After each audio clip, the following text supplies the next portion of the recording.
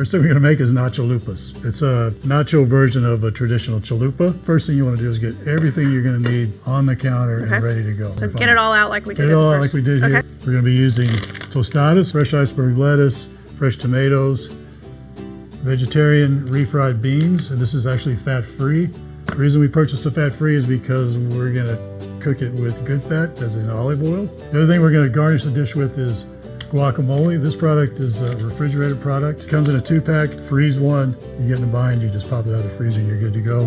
The other thing we have here that we're going to season the rotisserie chicken with is a taco seasoning mix. This particular one from Trader Joe's is my favorite, primarily because the ingredient deck is extremely clean, and this is also very spicy, so it doesn't take very much to get a ton of flavor. First thing you want to do is put some olive oil in here because you don't want the beans to stick. A tablespoon or so. Again, we're talking about good fat. You don't want to overdo it, but you want enough so that you can get some good flavor. While that's getting hot, jump over to your cutting board. You want your pan to preheat before you add product. You always want to get your pan hot before you add things, because if you put the room temperature beans in there, the pan is trying to heat itself and the beans at the same time. Pull the chicken out of the bag. It's been defrosted. Great. You're going to cut it into roughly half-inch whatever cubes. We're going to add some little bit of olive oil. Just going to sprinkle it on the top. Fat delivers flavor.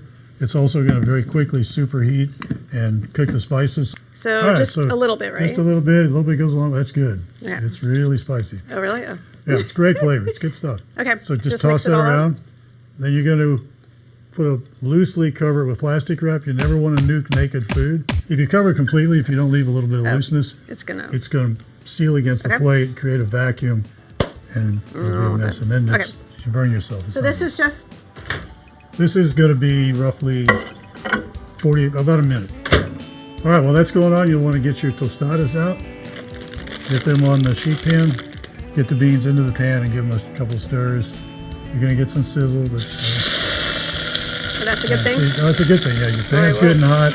It's going to shorten the amount of time it takes to get these beans ready to go in the oven. Wow. Spin it around.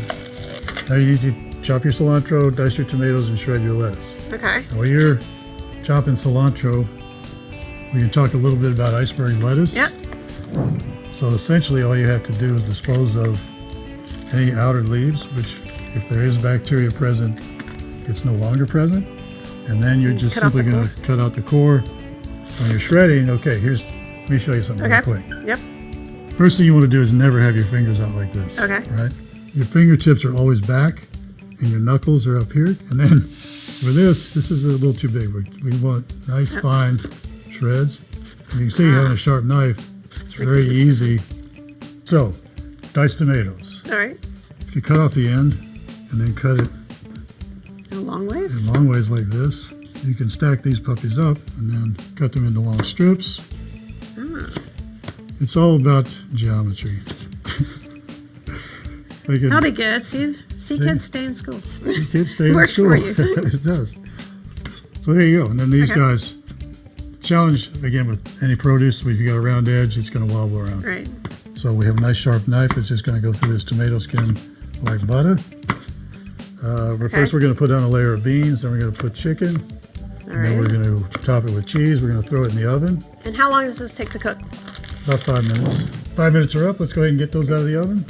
Oh, they're looking good. Nice and melty and tasty.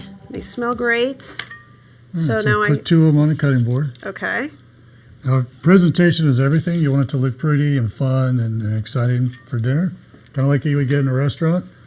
So what you want to do is cut these in half. Okay. So you can hear from the crunch that they're nice and crispy. So you use a little spatula. Basically, we're going to create a pinwheel on the plate. Okay. Next thing we're going to do is put a little bit of the finely shredded lettuce. A little strip of that down each one. The idea is to be able to pick that up just like you would a taco. Okay. So you got lettuce. Now we're going to garnish it with some tomato. Okay. Next, you want to put just a small teaspoon of guacamole on the center of each one, and then you're going to put a larger portion right in the middle of the pinwheel. And then you're going to sprinkle cilantro. You've got beans, chicken, you got cheese, so you got dairy, you got fiber in the beans, and then you're going to top it with fresh tomatoes. It's lots of nutrition. Bing, bam, boom, that's it. Just check out one of these This Mom Needs Help shows to get a tasty dinner on the table in less than 15 minutes.